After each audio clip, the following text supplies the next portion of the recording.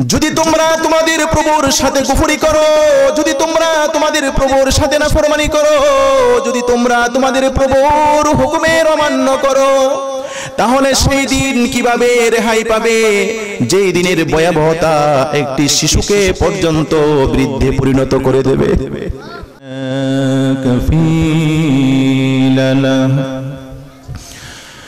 لا شبه له ولا شبيه له ولا ولد له ولا والد له، هو الفرد الواحد الصمد، لم يلد ولم يولد ولم يكن له كفوا أحد. ونشهد أن سيدنا ونبينا وشفيعنا وحبيبنا وبشيرنا ونذيرنا وطبيبنا وطبيب أرواحنا ومولانا محمدا عبده ورسوله، أرسله بالحق بشيرا ونذيرا وداعيا إلى الله بإذنه وسراجا منيرا. أما بعد، فقد قال الله تعالى في كلامه المجيد وفي فرقانه الحميد: أعوذ بالله من الشيطان الرجيم،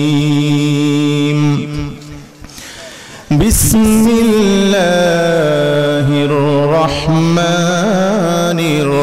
الرحيم. يا أيها الناس اتقوا ربكم، إن زلزلة الساعة شيء عظيم. بارك الله لنا ولكم في القرآن العظيم، ونفعنا وإياكم بالآيات والذكر الحكيم. وقال النبي صلى الله عليه وسلم: لا تزول قدم ابن آدم يوم القيامة حتى يسأل عن 5: عن عمره فيما أفناه، وعن شبابه فيما أبلاه، وعن ماله من أين اكتسبه وفيما أنفقه، وماذا عمل فيما علم، أو كما قال عليه الصلاة والسلام. وقال الله تعالى في شان حبيبه مخبرا وآمرا: إن الله وملائكته يصلون على النبي، يا أيها الذين آمنوا صلوا عليه وسلموا تسليما. اللهم صل على محمد وعلى آل محمد، كما صليت على إبراهيم وعلى آل إبراهيم إنك حميد مجيد. اللهم بارك على محمد وعلى آل محمد كما باركت على إبراهيم وعلى آل إبراهيم إنك حميد مجيد হে রাসূল তোমায় ভালোবাসি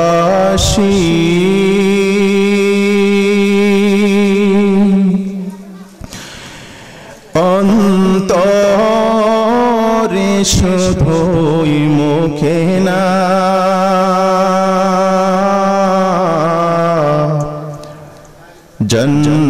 জান্নাতের আশায় নয় হে রাসূল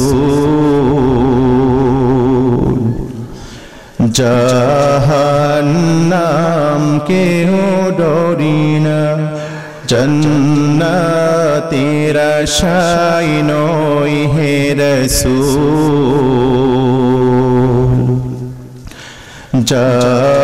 জাহান্নাম কেউ ডরি না জান্নাতের আশায় নয় হে রাসূল জাহান্নাম কেউ ডরি না তোমায় পাওয়ার আশায় মন ছুটে যায় মদিনা তোমায় পাওয়ার আশায় মন ছুটে যায় মদিনা এ আশিকে দিদার দাও না আর দূরে থাকিও না এ আশিকে দিদার দাও না আর দূরে থাকিও না হে রাসূল তোমায় ভালোবাসি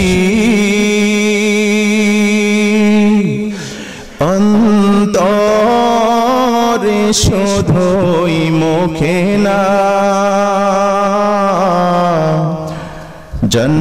জান্নাতের আশায় নয় হে রাসূল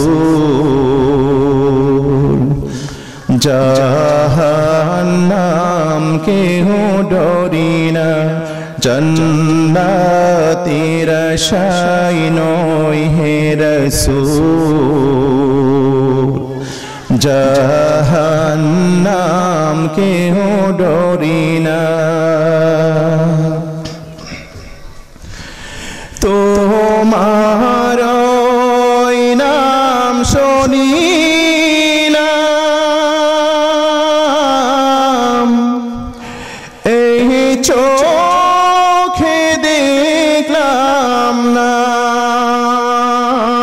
তোমার নাম শুনিলাম এই চোখে দেখলাম না এই সুর যদি শুনে থাকো একবার দেখা দাও না এই সুর যদি শুনে থাকো একবার দেখা দাও না হে রাসূল তোমায় ভালোবাসি অন্তরে শুধুই মুখে না জান্নাতের আশায় নয় হে রসূল জাহান্নাম কেহ ডরি না জান্নাতের আশায় নয় হে রসূল জাহান্নাম কেহ ডরি না জান্নাতের আশায় নয় হে রসূল জাহান্নাম কেহ ডরি না يا رب صل وسلم دائما أبدا أبدا على حبيبك خير الخلق كلهم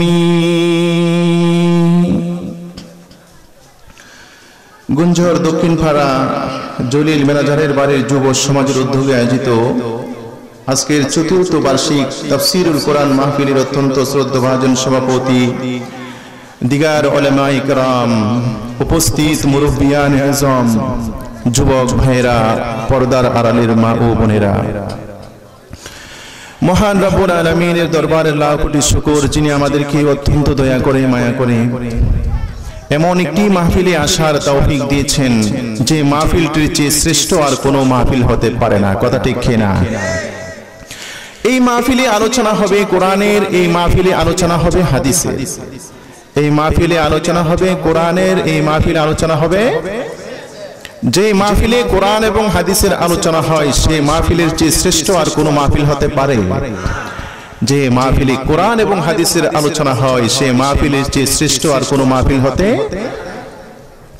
কোরআন এবং হাদিসের এই মাহফিলে আমাদেরকে আসার তৌফিক দিয়েছেন কে আল্লাহ পাক যে আমাদেরকে কোরআন এবং হাদিসের এই মাহফিলে আসার তৌফিক দিয়েছেন এজন্য আল্লাহর শুকরিয়া আদায় করার দরকার আছে না নাই আল্লাহ পাক যে আমাদেরকে কোরআন এবং হাদিসের এই মাহফিলে আসার তৌফিক দিয়েছেন এজন্য আমরা সবাই শুকরিয়া তান বলি আলহামদুলিল্লাহ আরো জোরে বলি আলহামদুলিল্লাহ আমি আপনাদের সামনে আল্লাহ রাব্বুল আলামিনের প্রশংসা রাসূল করিম সাল্লাল্লাহু আলাইহি ওয়াসাল্লামের উপর দুরূদ ও সালাম পাঠ করে মহাগ্রন্থ কুরআনুল কারীম থেকে একখানা আয়াত তেলাওয়াত করেছি আল্লাহ পাক যদি তৌফিক দান করেন এই আয়াতখানার সামনে রেখে কিয়ামতের দিনের ভয়াবহতা এবং হাসরের দিনের ভয়াবহতা সম্পর্কে সংক্ষিপ্ত কিছু কথা বলার চেষ্টা করব ওমা তৌফিকি ইল্লা বিল্লাহ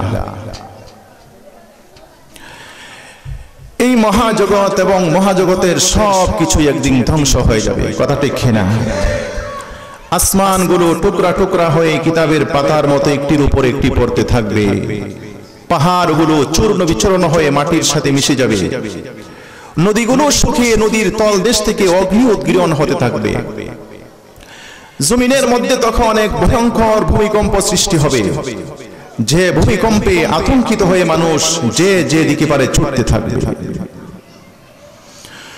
তখনকার দৃশ্যটা কত ভয়ঙ্কর হবে সেটা কেবল আল্লাহ পাকই জানেন তবে বর্তমান জামানায় কোথাও সাধারণ একটু ভূমিকম্প হলে আমরা যে দৃশ্য দেখতে পাই সেই দৃশ্যের উপর যদি গভীরভাবে চিন্তা করি তাহলে কিছুটা হলেও আমরা অনুভব করতে পারবো কিয়ামতের দিনের ভূমিকম্পের দৃশ্যটা কত ভয়ঙ্কর হতে পারে কথা ঠিক না বর্তমান জামানায় কোথাও সাধারণ একটু ভূমিকম্প হলে দেখা যায় মানুষ আত্মরক্ষার জন্য যে যেদিকে পারে সেদিকে ছুটতে থাকে কথা ঠিক না বিশেষ করে শহর এলাকার মানুষগুলো বাসা ছেড়ে দৌড়ে রাস্তায় নেমে এসে নিরাপদ স্থানে গিয়ে আশ্রয় নেয় গত কয়েক বছর আগে কক্সবাজার থেকে মাহফিল করে এসে ফজরের নামাজ আদায় করার জন্য এক মসজিদে ঢুকলাম মসজিদে ঢুকে দেখি মসজিদ ভরা মুসল্লি ভাবতে লাগলাম মসজিদে এত মুসল্লি কেন নামাজের পর মুয়াজ্জিনকে জিজ্ঞেস করলাম ফজরের নামাজের সময় তো মসজিদে সাধারণত এত মুসল্লি হয় না আজকে মসজিদ ভরা মুসল্লি এর কারণ কি মুয়াজ্জিন বলে হুজুর আজকে শেষ রাতে ভূমিকম্প হয়েছিল ভূমিকম্পের ভয়ে মানুষ বাসা ছেড়ে মসজিদে চলে এসেছে আল্লাহু আকবার তাহলে চিন্তা করে দেখুন বর্তমান জামানার সাধারণ একটু ভূমিকম্পে যদি মানুষের এই অবস্থা হয় কিয়ামতের দিনের ভূমিকম্প তো এর চেয়েও হাজার হাজার গুণে শক্তিশালী হবে তখন মানুষের কি অবস্থা হবে? তখন মানুষের কি অবস্থা হবে সেই কথাটি বোঝানোর জন্য আল্লাহ রাব্বুল আলামিন কোরআনে কারীমায় বলেন, ইয়া আইয়ুহান নাসুত্তাকু রাব্বাকুম ইন্না জালজালাতাস সাআতি শাইউন আযীম। হে মানব জাতি, তোমরা তোমাদের প্রভুকে ভয় করো, নিশ্চয়ই কিয়ামতের ভূমিকম্প অত্যন্ত ভয়ঙ্কর ভূমিকম্প। যেদিন দুধমা তার দুধের সন্তানকে ভুলে যাবে, গর্ভবতী মহিলা তার গর্ভের সন্তানকে প্রসব করে দিবে, মানুষগুলো হয়ে যাবে অসহায় আর বেহুশের মতো। মানুষগুলো অসহায় আর বেহুশের মতো হয়ে পাগলের মতো দৌড়তে থাকবে আর বলতে থাকবে, ইয়াকুলুল ইনসানু ইয়াউমাইযিন আইনাল মাফার। পালাবো কোথায়, পালাবো কোথায়, পালাবো কোথায়, পালাবো কোথায়? আল্লাহ পাক তখন ডাক দিয়া বলবেন, ইলা রাব্বিকা ইয়াউমাইযিনিল মুস্তাকার। আমি আল্লাহর হাত থেকে পালাবার জায়গা তোমাদের কোথাও নাই, আমি আল্লাহর হাত থেকে পালাবার জায়গা তোমাদের কোথাও নাই। আছে নাকি? আল্লাহ পাক সব জায়গায় আছে। আল্লামা ইবনে কাসির তিনি তার বিখ্যাত ইতিহাস গ্রন্থ আল বিদায়া ওয়ান নিহায়ার মধ্যে লেখেন, কিয়ামতের দিন যখন প্রথমবার সিংহায় ফুঁক দেওয়া হবে, আসমান জমিন চন্দ্র সূর্য পাহাড় পর্বত নদী নালা পশু পাখি জিন মানব ফেরেশতা সহ সব ধ্বংস হয়ে যাবে। আল্লাহ পাক তখন আজরাইলকে ডাক দিয়ে বলবেন, আজরাইল, দুনিয়াতে এখন আর কে আছে? আজরাইল বলবে, আল্লাহ, দুনিয়াতে এখন কেবল ইসরাফিল জিবরাইল মিকাইল আর আমি আছি। আল্লাহ পাক বলবেন, ইসরাফিল জিবরাইল মিকাইলের রূহ কবজ করো। আজরাইল ইসরাফিল জিবরাইল মিকাইলের রূহ কবজ করবেন। আল্লাহ পাক এবার জিজ্ঞেস করবেন, আজরাইল, দুনিয়াতে এখন আর কে আছে? আজরাইল বলবে, আল্লাহ, দুনিয়াতে এখন আর কেউ নাই। আল্লাহ পাক তখন আজরাইলকে সামনে রেখে বলবেন, মুত ইয়া মালাকুল মাউত, মরে যা, মরে যা হে মালাকুল মাউত। আল্লাহু আকবার। মালাকুল মাউত আজরাইলও মরে গেছে, দুনিয়াতে আর কেউ নাই। কুল্লু মান আলাইহা ফান ওয়া ইয়াবকা ওয়াজহু রাব্বিকা যুল জালালি ওয়াল ইকরাম। সব ধ্বংস হয়ে গেছে, বাকি আছেন একমাত্র কে? আল্লাহ পাক তখন এই অসহায় পৃথিবীটার দিকে লক্ষ্য করে বলবেন, এবারে পৃথিবী, তোর গাছগুলো কোথায়? তোর পাহাড়গুলো কোথায়? তোর দালানগুলো কোথায়? তোর উপরে শাসন করত ওই স্বৈর শাসকরা কোথায়? আইনাল জাব্বারুন আইনাল মুতাকাব্বিরুন। কোথায় বুশ, কোথায় ট্রাম্প, কোথায় ফেরাউন, কোথায় নমরুদ? কারো কোনো কথা আছে? কারো কোনো কথা নেই। এভাবে যে কতদিন চলে যায় সেটা কেবল আল্লাহ পাকই জানেন। দীর্ঘদিন পর আল্লাহ রাব্বুল আলামিন ইসরাফিলকে টান দিয়ে উঠাবেন।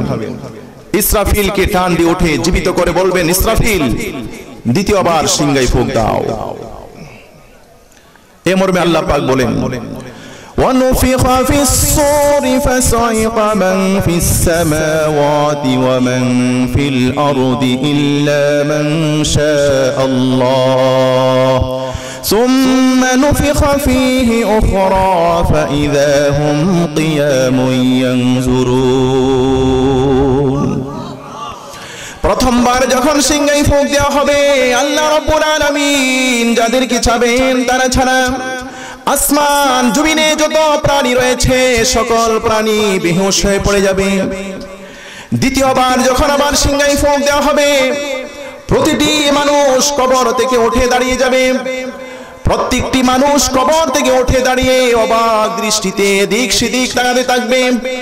একবার উপরে, একবার নিচে, একবার ডানে, একবার বামে, চতুর্দিকে অবাক দৃষ্টিতে তাকাতে থাকবে আর বলতে থাকবে, ইয়া ওয়াইলানা মান বা'সানা মিন মারকাদিনা হাযা মা ওয়া'দার রাহমানু ওয়া সাদাকাল মুরসালুন।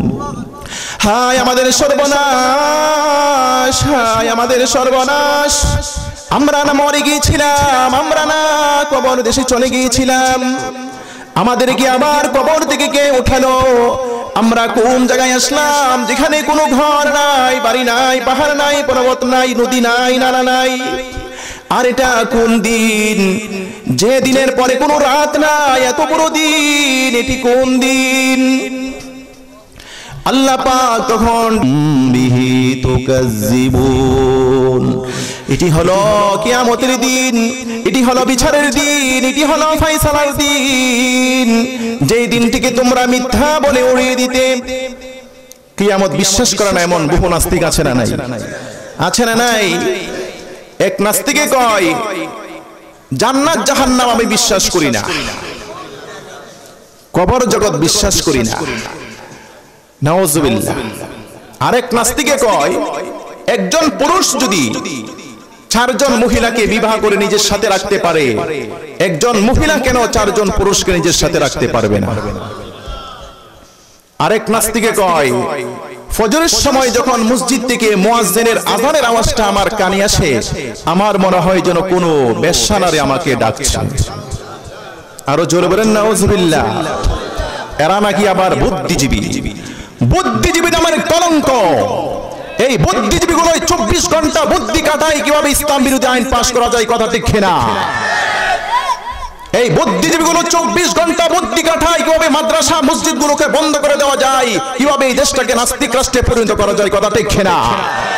কিন্তু আমরা স্পষ্ট করে বলতে চাই, এই দেশে যতদিন মুসলিম তাওহীদি জনতা বেঁচে থাকবে, এই দেশকে কেউ নাস্তিক রাষ্ট্রে পরিণত করতে পারবে না, পারবে না, পারবে না। এই নাস্তিকরা আরো কয় আলেম ওলামারা ক্ষমতায় আসলে নাকি দেশটা 30 দিনে জঙ্গি রাষ্ট্রে পরিণত হয়ে যাবে। নাউজুবিল্লাহ বলেন। আমি বলতে চাই আলেম ওলামারা ক্ষমতায় আসলে 30 দিনে কেন 30 বছরও জঙ্গি রাষ্ট্রে পরিণত হবে না। আলেম ওলামারা ক্ষমতায় আসলে এই দেশের রাষ্ট্র ধর্ম হবে ইসলাম। আলেম ওলামারা ক্ষমতায় আসলে এই দেশের সংবিধান হবে আল কোরআন, কথা ঠিক কিনা? আস ইবনে ওয়াইল নামক এক নাস্তিক একদিন আল্লাহর রাসূলের কাছে গিয়ে বলে, মুহাম্মদ কতগুলো মৃত মানুষের হাড় চূর্ণ বিচূর্ণ করে আল্লাহর নবীর কাছে গিয়ে বলে, মুহাম্মদ তুমি যে বলো মরণের পরে আবার মানুষ জীবিত হবে, এই যে দেখো চূর্ণ বিচূর্ণ হাড়গুলো, এই হাড়গুলো চূর্ণ বিচূর্ণ হয়ে যাওয়ার পর আবার কিভাবে জীবিত হবে? কে পারবে এই হাড়গুলোকে জীবিত করতে? আল্লাহর রাসূল তার এই প্রশ্নের কোনো জবাব দেননি। কিছুক্ষণের মধ্যে আল্লাহ রাব্বুল আলামিন তার এই প্রশ্নের জবাব দিয়ে কোরআনের আয়াত নাজিল করেন। وَضَرَبَ لَنَا مَثَلًا وَنَسِيَ خَلْقَهُ قَالَ مَن يُحْيِي الْعِظَامَ وَهِيَ رَمِيمٌ قُلْ يُحْيِيهَا الَّذِي أَنشَأَهَا أَوَّلَ مَرَّةٍ وَهُوَ بِكُلِّ خَلْقٍ عَلِيمٌ। আস ইবনে ওয়াইল বলে, মরণের পরে মানুষের হাড়গুলো চূর্ণ বিচূর্ণ হয়ে যাওয়ার পর এই হাড়গুলো আবার কিভাবে জীবিত হবে? কে পারবে হাড়গুলোকে জীবিত করতে? হে আমার হাবিব, হে আমার বন্ধু, আপনি তাকে বলে দেন যে আল্লাহ প্রথমবার এই হাড়গুলোকে সৃষ্টি করেছেন, দ্বিতীয়বার সেই আল্লাহ আবার এই হাড়গুলোকে জীবিত করবেন। প্রথমবার যখন আল্লাহ রাব্বুল আলামিনের পক্ষে এই হাড়গুলোকে সৃষ্টি করা সম্ভব হয়েছে, দ্বিতীয়বার আবার হাড়গুলোকে জীবিত করা আল্লাহর পক্ষে অসম্ভব হবে না। জোরে বলেন, কথা ঠিক কিনা? ইব্রাহিম আলাইহিস সালাতু ওয়াস সালাম বলেন, আল্লাহ মরণের পরে আবার তুমি মানুষকে কিভাবে জীবিত করবে আমাকে একটু দেখাও না। আল্লাহ রাব্বুল আলামিন বলেন, বন্ধু তুমি কি বিশ্বাস করো না? বলে যে বিশ্বাস তো করি, তবে আমার মনটাকে একটু বুঝ দিতে চাই। আল্লাহ রাব্বুল আলামিন বলেন, তুমি 4টা পাখি ধরো। কয়টা পাখি? 4 ধরনের 4টা পাখি ধরো। অতঃপর পাখিগুলো জবাই করে পাখিগুলোর গোশত একসাথে মিশ্রিত করে আবার গোশতগুলো 4 ভাগ করে 4টা ভাগ 4টা পাহাড়ের উপরে রেখে আসো। ইব্রাহিম আলাইহিস সালাতু ওয়াস সালাম 4টা পাখি ধরলেন। 4টা পাখি ধরে 4টা পাখি জবে করে গোশতগুলো একসাথে মিশ্রিত করে আবার 4 ভাগ করে 4টা পাহাড়ের চূড়ার মধ্যে রেখে আসলেন। আল্লাহ রাব্বুল আলামিন বলেন, এবার পাখিগুলোর নাম ধরিয়া ডাক দাও। ইব্রাহিম আলাইহিস সালাম পাখিগুলোর নাম ধরে ডাক দিয়েছেন, সাথে সাথে পাখিগুলো আগে যেমন জীবিত ছিল তেমন জীবিত হয়ে ইব্রাহিম আলাইহিস সালামের সামনে উপস্থিত হয়ে গেছে। আমার ভাইয়েরা, আল্লাহ রাব্বুল আলামিন মরণের পরে প্রতিটি মানুষকে আবার জীবিত করবেন, এই কথা বোঝানোর জন্য শুধু একটি আয়াত আর দুটি আয়াত নয়, অসংখ্য আয়াত আল্লাহ রাব্বুল আলামিন নাযিল করেছেন। এক আয়াতে আল্লাহ রাব্বুল আলামিন বলেন, মিনহা খালাকনাকুম ওয়া ফিহা নুঈদুকুম ওয়া মিনহা নুখরিজুকুম তারাতান উখরা। আমি আল্লাহ তোমাদেরকে মাটি থেকে সৃষ্টি করেছি, আবার এই মাটিতে ফিরিয়ে নেব। কিয়ামত যখন কায়েম হবে আমি আল্লাহ এই মাটি থেকে আবার তোমাদেরকে জীবিত করে ওঠাবো। হে মানব জাতি, তোমরা কি মনে করেছো মরণের পরে কবর দেশে গিয়ে আমি আল্লাহর চোখের আড়াল হয়ে যাবে? না না, আমি আল্লাহর চোখের আড়াল হতে পারবে না। আমি আল্লাহ রাব্বুল আলামিন জানি মরণের পরে তোমাদের চুল কোথায় যায়, তোমাদের চামড়া কোথায় যায়, তোমাদের গোশত কোথায় যায়, তোমাদের হাড় কোথায় যায়। কিয়ামত যখন কায়েম হবে আমি আল্লাহ রাব্বুল আলামিন তোমাদের নাম ধরিয়া ডাক দেব, তখন তোমাদের চুল চুলের স্থান থেকে, চামড়া চামড়ার স্থান থেকে, গোশত গোশতের স্থান থেকে, হাড় হাড়ের স্থান থেকে এসে চুম্বক আকর্ষণের মতো একটির সাথে একটি ফিটিং হয়ে যাবে। তখন দুনিয়াতে যেমন মানুষ ছিল তেমন মানুষ হয়ে আমি আল্লাহর সামনে উপস্থিত হয়ে যাবে। তো জিকির করেন লা ইলাহা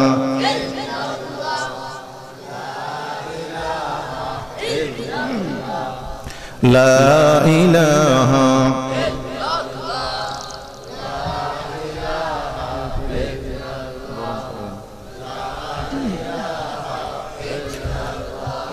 লা ইলাহা লা ইলাহা ইল্লাল্লাহ লা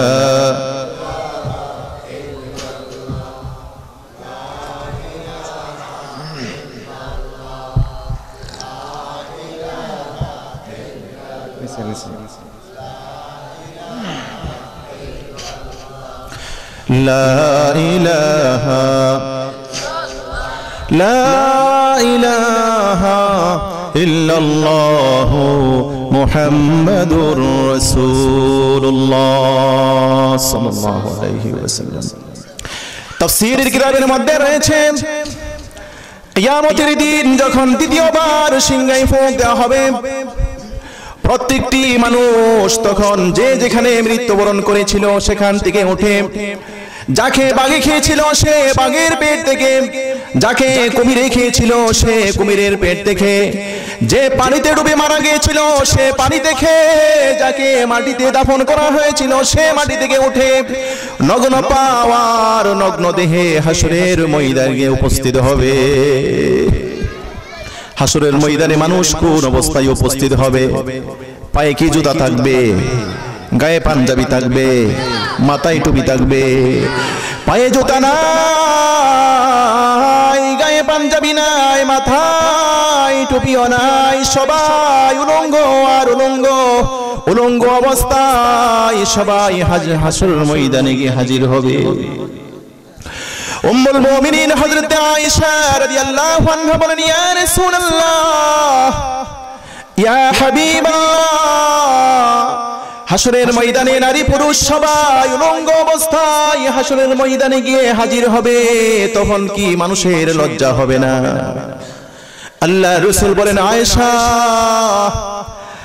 হাসরের ভয়াবহ দিনে মানুষ এত অস্থির আর এত পেরেশান থাকবে যে মানুষের লজ্জা তো দূরের কথা, একজন আরেকজনের দিকে তাকাবার পর্যন্ত অবকাশ পাবে না।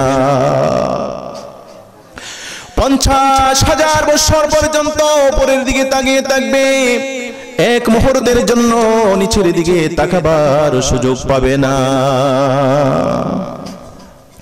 আল্লাহ পাক বলেন, হে মানব জাতি,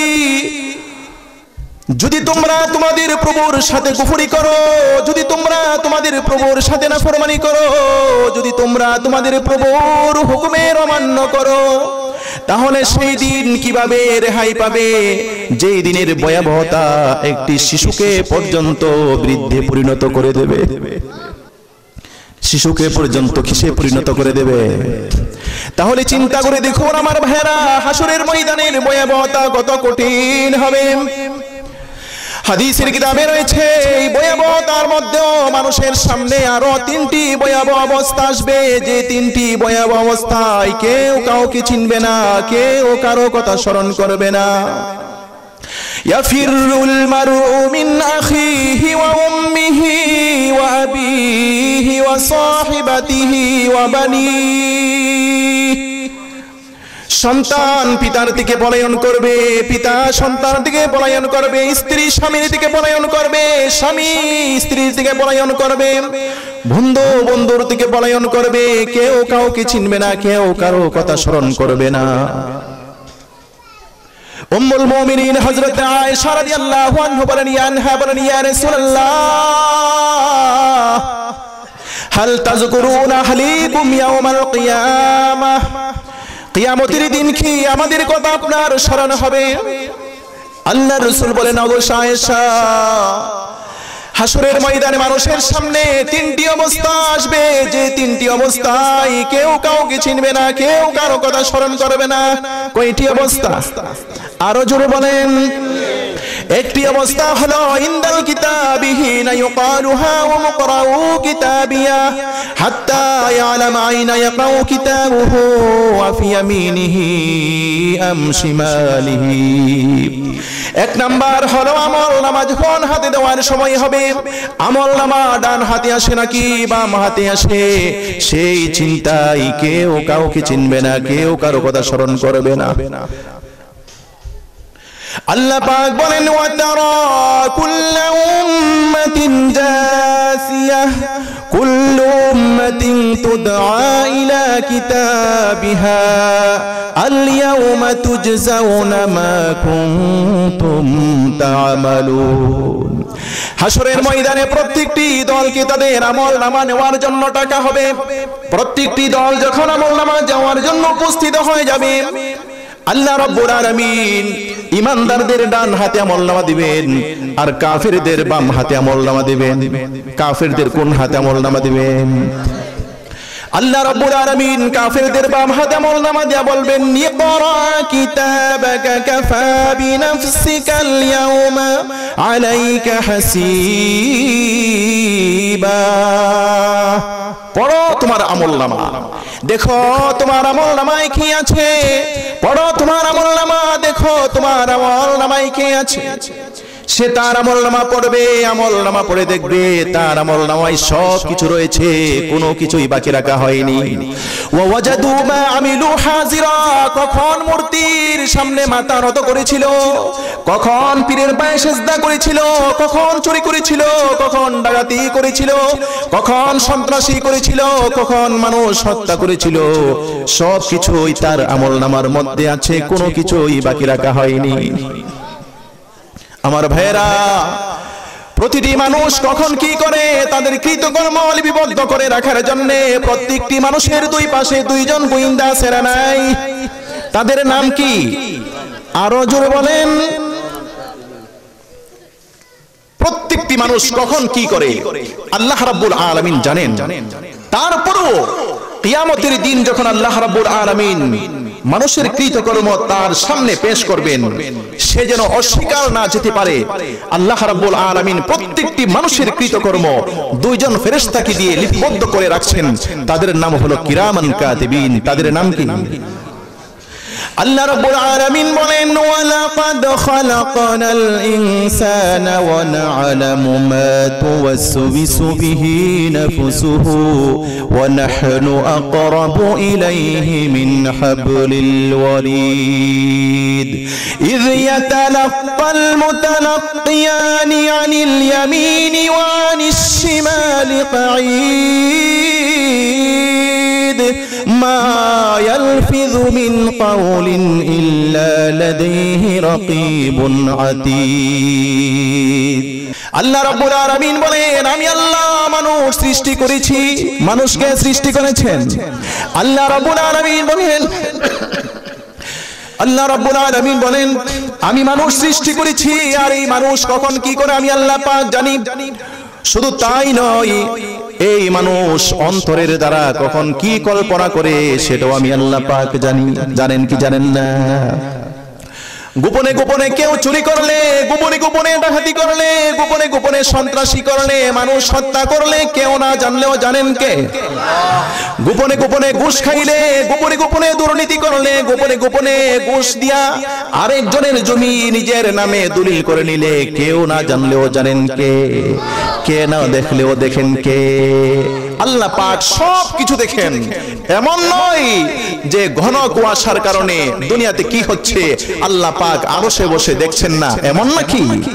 আহাতা বিকুল্লি শাইইন ইলমা, আল্লাহ রাব্বুল আলামিনের ইলম, আল্লাহ রাব্বুল আলামিনের জ্ঞান সব কিছুকে বেষ্টন করে রেখেছে। আল্লাহ রাব্বুল আলামিনের জ্ঞানের বাহিরে কিছুই নেই, আল্লাহ রাব্বুল আলামিনের ইলমের বাহিরে কিছুই নেই, জানার বাহিরে কিছুই নেই। জোরে বলেন কথা ঠিক কিনা?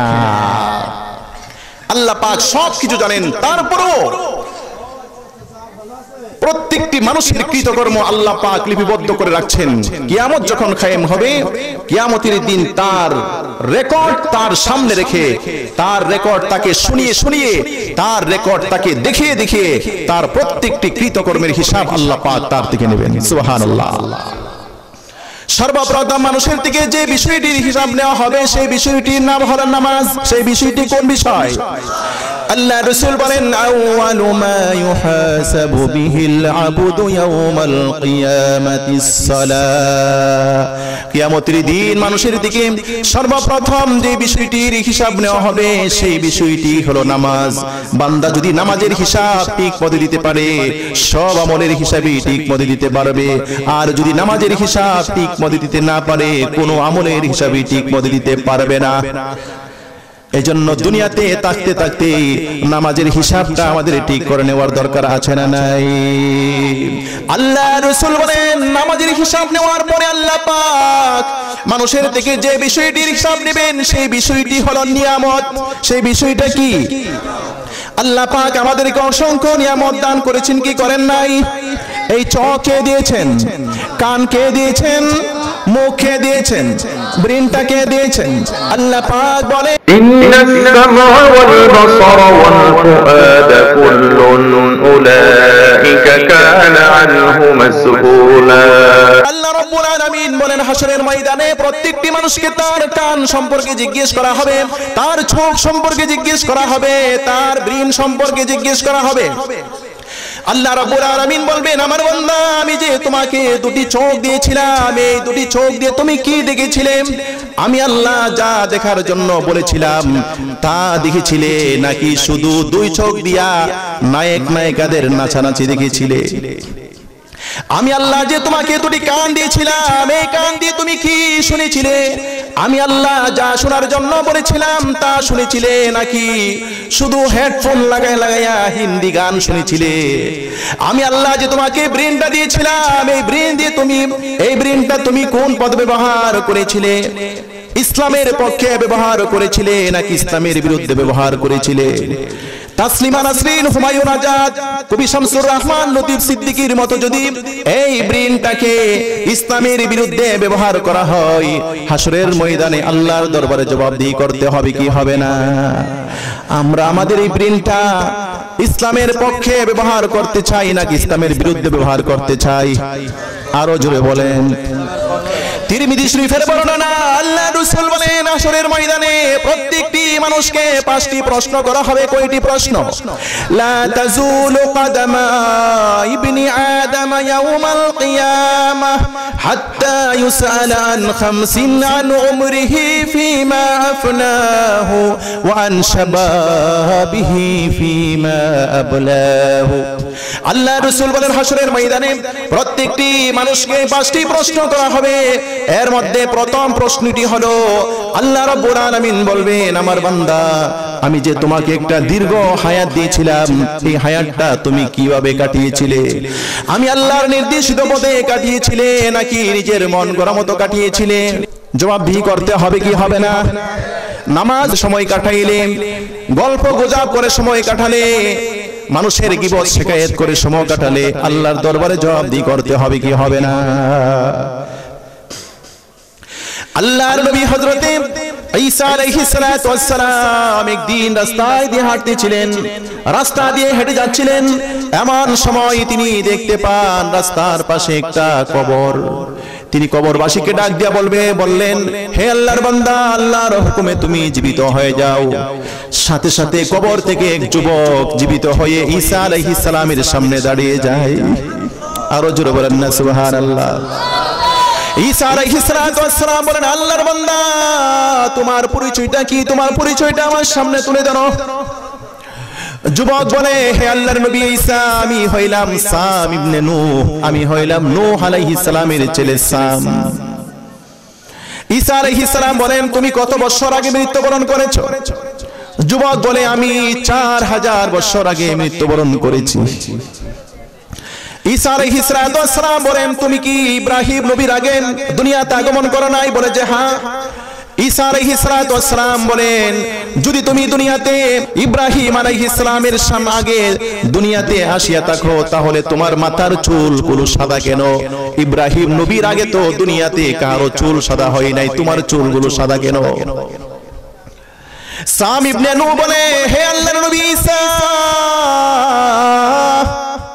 আমি জানতাম মরণের পরে কিয়ামতের দিন ছাড়া আমাকে কেউ কবর থেকে ওঠার জন্য ডাক দিবে না। আপনি যখন আজকে আমাকে কবর থেকে ওঠার জন্য ডাক দিয়েছেন, আমার মনে হয়েছে কিয়ামত কায়েম হয়ে গেছে।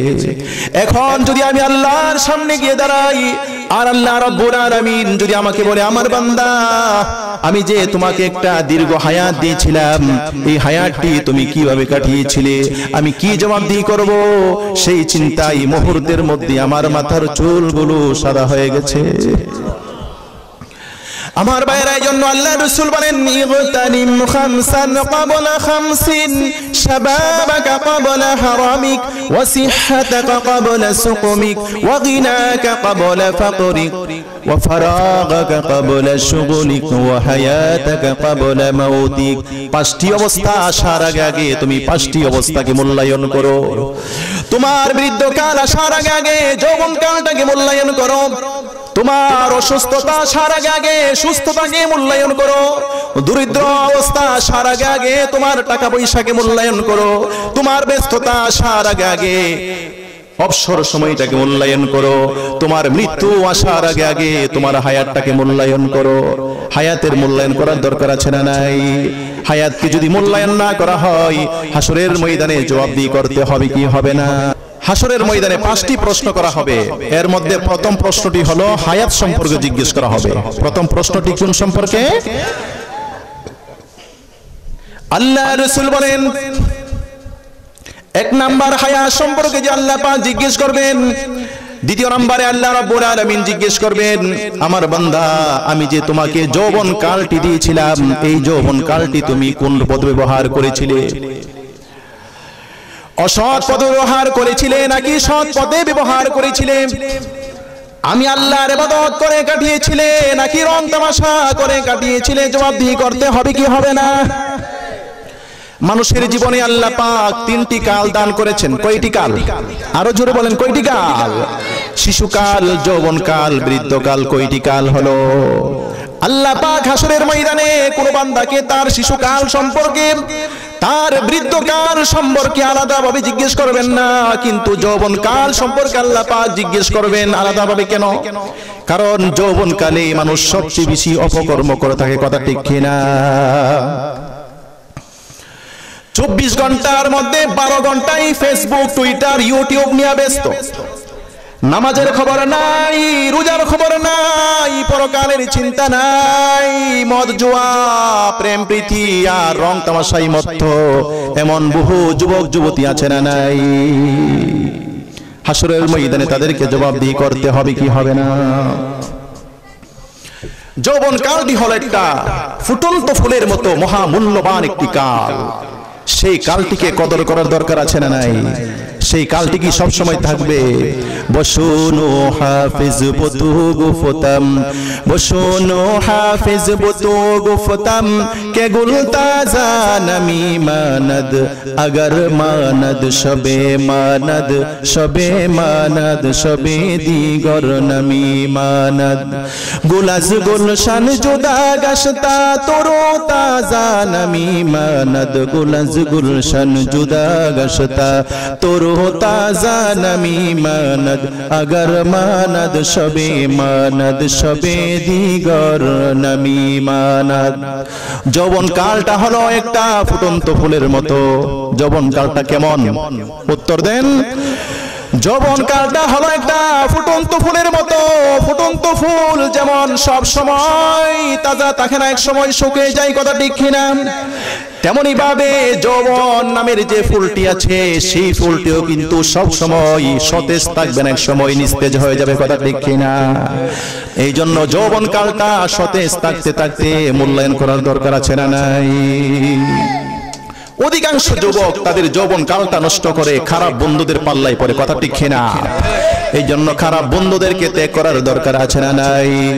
আই বেরাদর দূরে বাস আজ ইয়ারে বদ, আই বেরাদর দূরে বাস আজ ইয়ারে বদ, ইয়ারে বদ বদ তর বদ আজ মারে বদ, ইয়ারে বদ বদ তর বদ আজ মারে বদ, হক জাতে পাকে আল্লাহুস সামাদ, মারে বদ তন হাতুরা বর যা জানাত, ইয়ারে বদ বর জানে ঈমানত জানাত, यारे यागर यार नबाशद यारे हरगिज यारे नीस्त गुल अगर खुशबू नदारत काबिले गुलजार नीस्त। हे যুবক, তুমি খারাপ বন্ধু থেকে করো কেন জানো? কারণ খারাপ বন্ধু হলো বিষধর সাপের চেয়ে ভয়ঙ্কর, কথা ঠিক কিনা? কারণ বিষধর সাপ শুধু তোমার প্রাণটাকেই ধ্বংস করবে, আর খারাপ বন্ধু শুধু তোমার প্রাণটা নয় তোমার ঈমানটাকেও ধ্বংস করবে, কথা ঠিক কিনা? এই জন্য খারাপ বন্ধু ত্যাগ করার দরকার আছে না নাই? আল্লাহর রাসূল বলেন সাবআতুন ইউযিল্লুহুমুল্লাহু ইয়াওমাল কিয়ামাতি লা যিল্লা ইল্লা যিল্লুহু। হাসরের ময়দানে 7 ব্যক্তি আল্লাহর আরশের নিচে ছায়া পাবে। কয় ব্যক্তি? আল্লাহ রাসূল বলেন হাসরের ময়দানে 7 ব্যক্তি আল্লাহর আরশের নিচে ছায়া পাবে। তাদের মধ্যে এক ব্যক্তি হলো আল ইমামুল আদিল, ন্যায়পরায়ণ বাদশা। 1 নাম্বার কে? ন্যায়পরায়ণ বাদশা কোথায় ছায়া পাবে? কোথায় ছায়া পাবে? আল্লাহর আরশের নিচে ছায়া পাবে। এখন আমাদের জানার দরকার ন্যায়পরায়ণ বাদশাকে জানার দরকার আছে না নাই? ন্যায়পরায়ণ বাদশা কোন বাদশাকে বলা হয়? ন্যায়পরায়ণ বাদশা ওই বাদশাকে বলা হয় যে বাদশা নিজের সমস্যার কথা চিন্তা করার আগে জনগণের সমস্যার কথা চিন্তা করে। ন্যায়পরায়ণ বাদশা ওই বাদশা যে বাদশা নিজের স্বার্থের কথা চিন্তা করার আগে জনগণের সমস্যার কথা চিন্তা করে। ন্যায়পরায়ণ বাদশা ওই বাদশা যে বাদশা জনগণের উপরে জুলুম করে না, জনগণকে হয়রানি করে না, জনগণকে সুখে থাকতে দেয়, শান্তিতে থাকতে দেয়। 14 বেশে ঘুরে ঘুরে যে বাদশা জনগণের সুখ দুঃখের খবর নেই, সেই বাদশা হলো প্রকৃত ন্যায়পরায়ণ বাদশা, কথা ঠিক কিনা? যে বাদশা জনগণের উপরে জুলুম করে, জনগণকে হয়রানি করে, জনগণের সুখ দুঃখের খবর নেই না, এই বাদশা ন্যায়পরায়ণ বাদশা হতে পারে না, সেটা হলো জালেম বাদশা, কথা ঠিক কিনা? হযরতে আবু বকর সিদ্দিক রাদিয়াল্লাহু আনহু যখন খলিফাতুল মুসলিমিন ছিলেন, তখন হযরত উমর রাদিয়াল্লাহু আনহু ছিলেন সাধারণ একজন প্রজা। হযরতে উমর রাদিয়াল্লাহু আনহু জানতে পারলেন মদিনার সীমান্তে একজন বৃদ্ধ মহিলা বসবাস করে, তার ছেলে সন্তান নেই, তার আত্মীয় স্বজন নেই, তাকে সেবা করার মতো কেউ নেই। হযরত উমর রাদিয়াল্লাহু আনহু সিদ্ধান্ত নিলেন ওই মহিলার বাড়িতে গিয়ে ওই মহিলার সেবা করবেন। সিদ্ধান্ত অনুযায়ী তিনি একদিন মহিলার বাড়িতে আসলেন। এসে ঘরের বাহির থেকে মহিলাকে ডাক দিলেন, মা, আমি একজন মুসাফির, আমি আপনার সেবা করার জন্য এসেছি, আপনার কোনো কাজ থাকলে আমাকে দেন, আপনার কাজগুলো আমি করে দিয়ে যাই। মহিলা তখন বলে, বাবা, আমার আজকের মতো কোনো কাজ নেই, আজকে সকাল হওয়ার আগে এক লোক এসেছিল, আমি তাকে চিনি না, সে আমার কাজগুলো করে দিয়ে গেছে, আজকের মতো আমার কোনো কাজ নেই। সুবহানাল্লাহ। উমর রাদিয়াল্লাহু আনহু ভাবতে লাগলেন, এত ভালো লোক, তিনি কে? সকাল হওয়ার আগেই এই বৃদ্ধ মহিলার কাজগুলো করে দিয়ে গেছেন, তিনি কে? পরের দিন এশার নামাজ পড়েই মহিলার বাড়িতে এসে তার বাড়ির এক কোণার মধ্যে গোপনে আড়াল হয়ে বসে গেলেন, অপেক্ষায় আছেন লোকটিকে আজকে রাত্রে দেখবেন। যখন গভীর রাত হলো, দেখতে লাগলেন, দেখছেন একজন লোক আস্তে আস্তে আস্তে আস্তে করে মহিলার বাড়ির দিকে আসছে। সুবহানাল্লাহ। হযরত ওমর রাদিয়াল্লাহু আনহু ওই লোকটির কাছে গিয়ে দেখলেন তিনি তো আর কেউ নন, তিনি হলেন আমাদের রাষ্ট্রপ্রধান খলিফাতুল মুসলিমিন হযরতে আবু বকর সিদ্দিক রাদিয়াল্লাহু আনহু। ওমর রাদিয়াল্লাহু আনহু বলেন, হে আমাদের খলিফাতুল মুসলিমিন,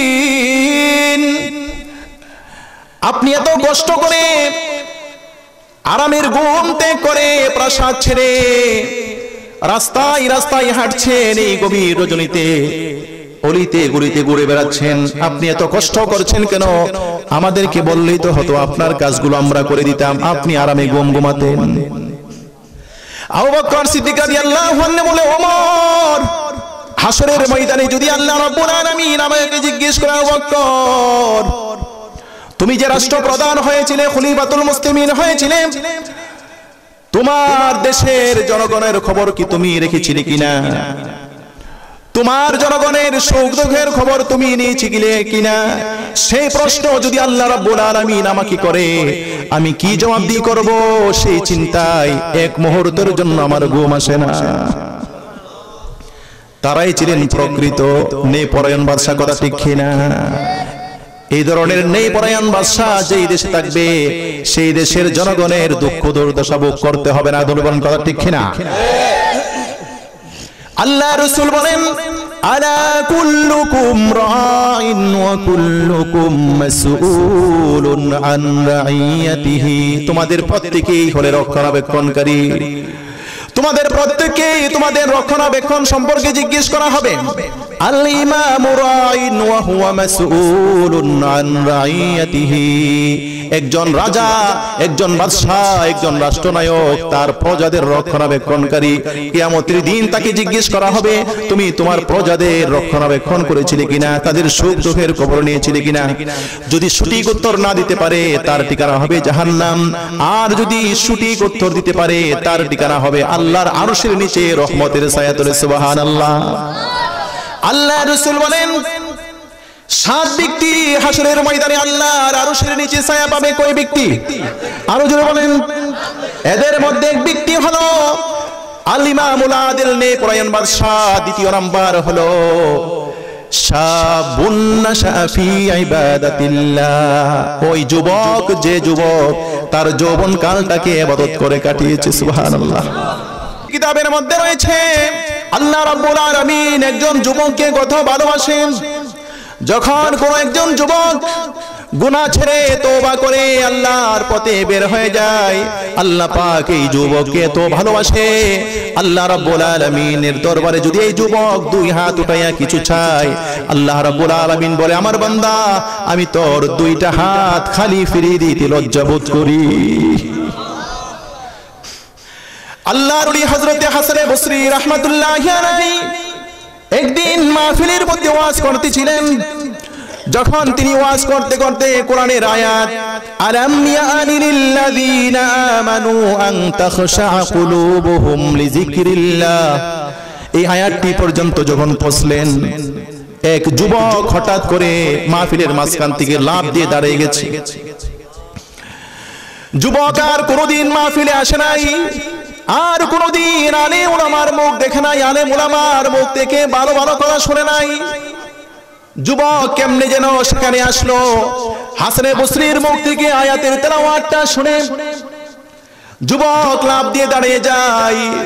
যুবক হাসান বসরি রাহমাতুল্লাহি আলাইহিকে ডাক দিয়ে বলে, হে আল্লাহর নবী, আল্লাহর ওলি হাসান বসরি, আমি যে একজন গুনাহগার যুবক, আমার যে গুনার শেষ নাই, আল্লাহ কি আমার গুনাহ ক্ষমা করবেন? হাসান বসরি রাহমাতুল্লাহি আলাইহি বলেন, যুবক, আল্লাহ পাক অত্যন্ত মেহেরবান, আল্লাহ পাক অত্যন্ত দয়াবান, তুমি যদি আল্লাহর কাছে খাস দিলে তওবা করো, আল্লাহ পাক অবশ্যই তোমার তওবা কবুল করবেন। আল্লাহর দয়ার কথা শুনে যুবক বেহুশ হয়ে যায়, কাঁপতে কাঁপতে বেহুশ হয়ে মাটির মধ্যে পড়ে যায়। কিছুক্ষণ পর হুঁশ হলে হাসানে বসরি রাহমাতুল্লাহি আলাইহি যুবকের কাছে গিয়ে বলে কয়েকটা শের পড়ে, আয়া শাবান লিরাব্বিল আরশি আসি, আয়া শাবান লিরাব্বিল আরশি আসি, আতাদরি মা জাযাউ যিল মাআসি,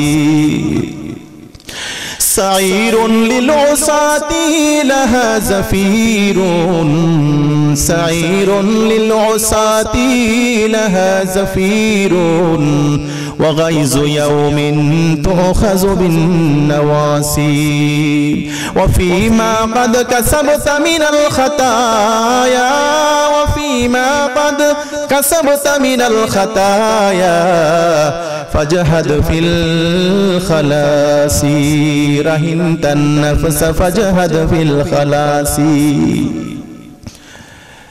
হে যুবক, আরশের মালিক আল্লাহ রাব্বুল আলামিনের সাথে তুমি নাফরমানি করেছো। আরশের মালিক কে? আরো জোরে বলেন আল্লাহ। যুবক, হে যুবক, আরশের মালিক আল্লাহ রাব্বুল আলামিনের সাথে তুমি নাফরমানি করেছো। তুমি কি জানো আল্লাহর সাথে নাফরমানি করলে তোমার কি শাস্তি হবে? আল্লাহর সাথে যদি তুমি নাফরমানি করো তোমাকে জাহান্নামের আগুনে জ্বলতে হবে। অতএব যদি তুমি জাহান্নামের আগুন থেকে বাঁচতে চাও তাড়াতাড়ি অবিলম্বে তুমি তওবা করো, গুনাহ ছেড়ে দাও। যুবক তখন আবার হাসানে বসরিকে বলে, হে আল্লাহর ওলি হাসানে বসরি, আমি যে এত বড় একজন গুনাহগার যুবক, আমার গুনার কোনো সীমা নাই, আমার গুনাহ যে পাহাড় সমতুল্য, আমার গুনাহ কি আল্লাহ রাব্বুল আলামিন ক্ষমা করবেন?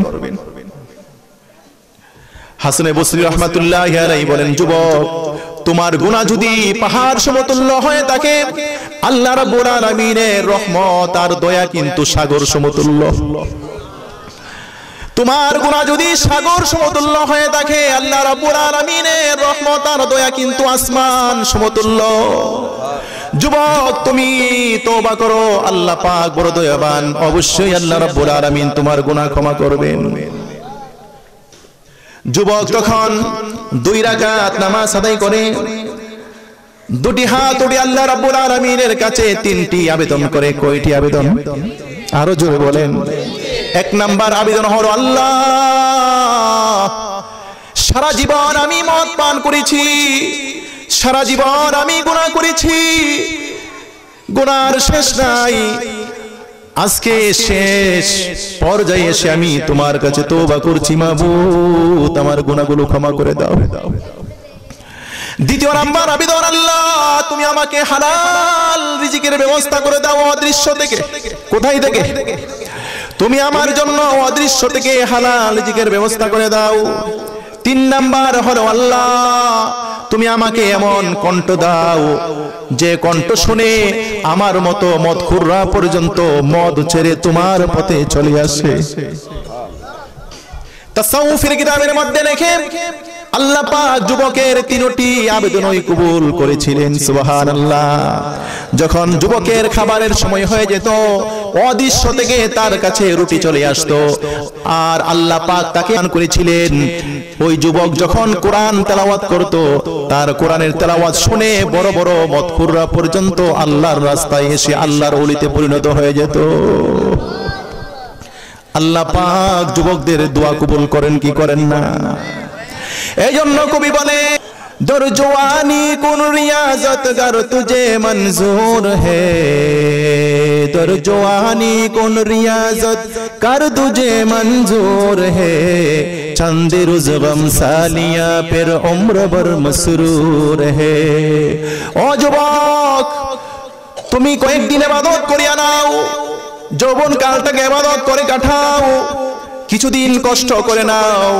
যৌবন কালে যদি তুমি কিছুদিন কষ্ট করতে পারো তাহলে চিরকাল তুমি আনন্দ আর সুখে কাটাতে পারবে।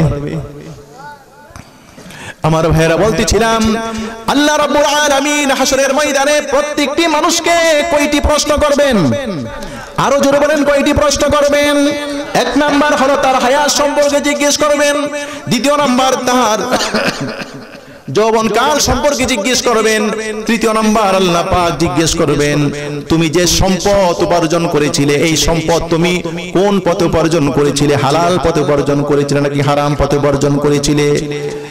হারাম পথে উপার্জন করেছিলে, হালাল পথে ব্যাংকের মধ্যে যে কোটি কোটি টাকা জমা করেছিলে, এই টাকা হালাল পথে উপার্জন করেছিলে নাকি মানুষের হক নষ্ট করে টাকা জমা করেছিলে? জবাবদিহি করতে হবে কি হবে না?